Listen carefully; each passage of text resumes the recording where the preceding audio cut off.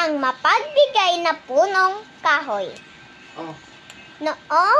Noon, may isang punong kahoy na nagmamahal sa isang batang paslit. Araw-araw, dumarating ang batang para pumulot ng mga dahon at gumawa ng korona at magkunwaring hari ng kagubatan. Inakyat niya ang puno at nagpaduyan-duyan sa kanyang mga sanga at namimitas ng mga prutas at naglalaro ng tago-taguan.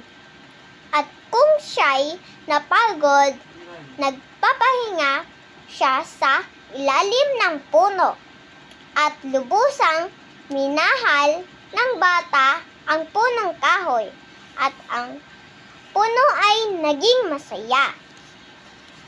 Makalipas ng panahon at ang bata ay lumaki. Ang puno ay madalas na naiwan mag-isa. Ngunit isang araw, dumating ang bata. "Halika bata, akyatin mo ang at magpaduyan-duyan sa aking mga sanga. Pitasin mo ang aking mga prutas. Maglaro sa lalim ko at masayahan," wika ng puno. "Matanda na ako para makipaglaro. Gusto kong magpakasaya. Kailangan ko ng mga kagamitan. Kailangan ko ng pera," wika ng bata.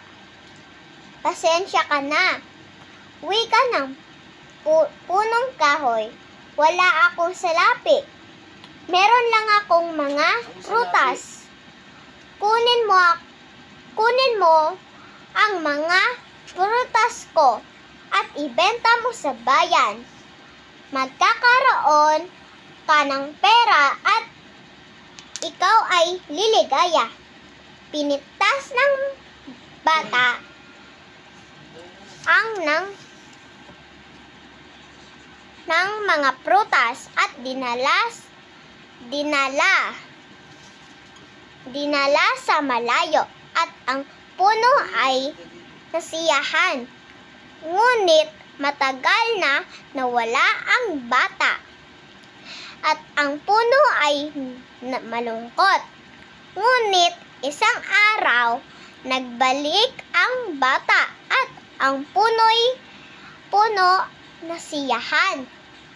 "Halika bata, akyatin mo ako at magpaduyan-duyan sa aking mga sanga. Wala akong panahon umakyat sa puno. Gusto kong makapag-asawa.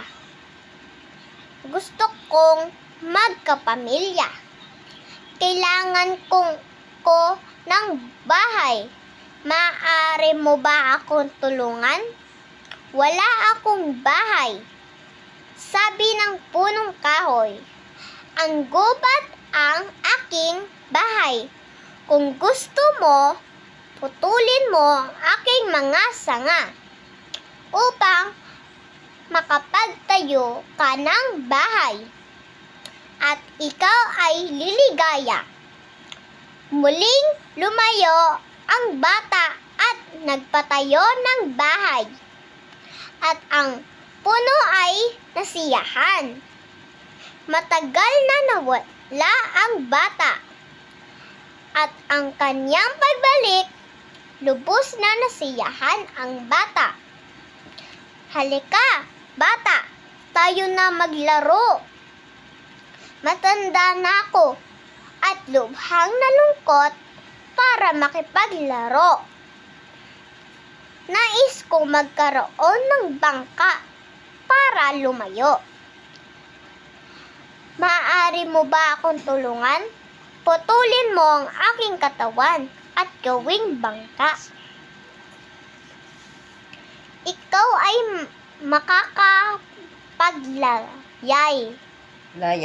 layag at ikaw ay liligaya. Kaya't pinutol ng bata ang puno. Gumawa ng bangka at nalayag. Ang puno ay nasiyahan, ngunit ng lubusan. Pagkalipas ng matagal na panahon, nagbalik ang bata. Pasensya na bata, wala na akong maiibigay pa sa iyo. Ubos na ang mga prutas ko.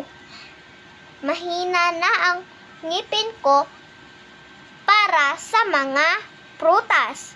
Wala na akong mga sanga. Hindi na ako bata para magpa-duyan-duyan. Wala na akong katawan. Hindi ko na kayang umakyat sa puno. Matanda na ako. Pasensya na.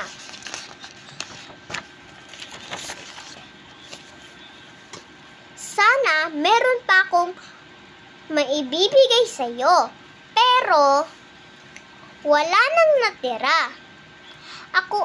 Ako'y isang matandang tuod na lamang. Pasensya na. Wala na akong ikakailangan ngayon. Sabi ng bata. Ang nais ko lang ay isang tahimik na lugar upang magpahinga. Kung gayon ang matandang tuod ay magandang upuan at pahingaan. Halika bata at umupo. Umupo ka at magpahinga. At gayon nga ang ginawa ng bata. At ang puno ay nasiyahan. Ang mapagbigay ng puno, kahoy.